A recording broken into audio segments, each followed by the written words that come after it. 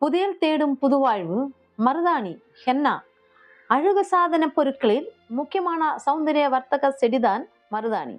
உலகெங்கும் உள்ள மனிதர்களின் அழகை கூட்டுவதற்கு மட்டுமல்ல, தோல்வியாதி, புத்தி கூர்மை, முக சௌந்தரியம் கூட்டுவதற்கு மற்ற பல வியாதிகளையும் சுகப்படுத்தும் மருத்துவ பலன் இருக்கிறது. முக்கியமாக பயன்படுத்தும் விதங்கள் கொஞ்சம் பார்க்கலாம். மருதாணி இலை கஷாயம் வைத்து 1 ounce வீதம் 2 வேளை குடிக்க வேண்டும். அளவு 1 கிராம் இலை, அதில் 1/2 லிட்டர் தண்ணியும் சேர்த்து குடிக்கலாம். புத்திபரமான உணர்வுக்கு மருதாணி பூ அரைத்து சுத்த தண்ணீரில் கலக்கி குடிக்க வேண்டும். அளவு காலையும் மாலையும் 2 வேளை 3 கிராம் பூ வீதம். முக சௌந்தரியம் கூட்டுவதற்கு மருதாணி இலை, பச்சை மஞ்சள் கொப்பம் அரைச்சு முகத்து பூச வேண்டும். மாதவிடாய் கோளாறு, இலை சாறு அதிகாலையில் வெறும் வயிற்றில் குடிக்க வேண்டும். அளவு 6 டீஸ்பூன் நீர், காலையும் மாலையும் 2 வேளை. அன்பார்ந்தவர்களே, நம் சரீரத்துக்கு முக்கியத்துவம் கொடுத்து எந்த அளவு அதே அழகாக இருக்க வேண்டும் என்று விரும்புகிறதோ அதே காட்டிலும் எத்தனை அளவு அதிகமாக நம் உள்ளான ஆத்மா சரீரம் அழகாக இருப்பது அதிக முக்கியத்துவமானது என்று நாம் அறியும் போது ஆச்சரியமாய் இருக்கும்.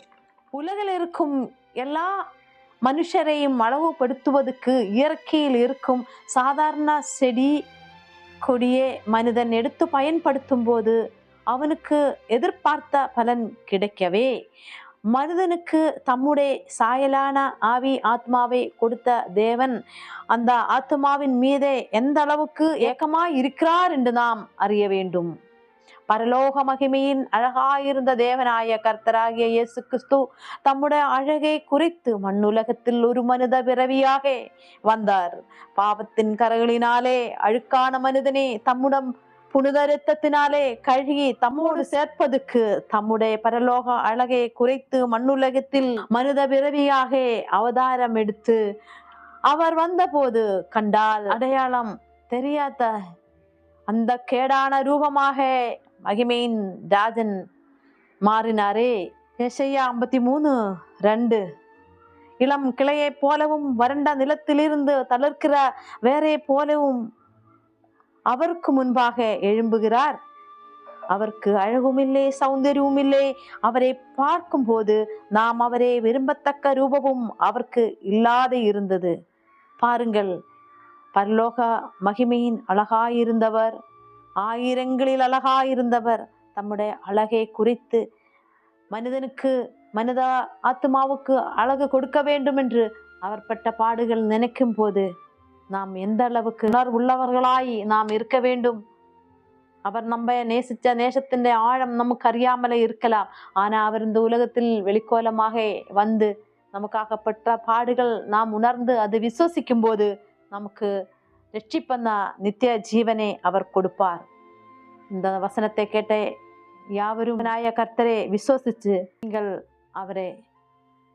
அவருடைய ஆத்துமாவோடு நீங்கள் இணையுங்கள்.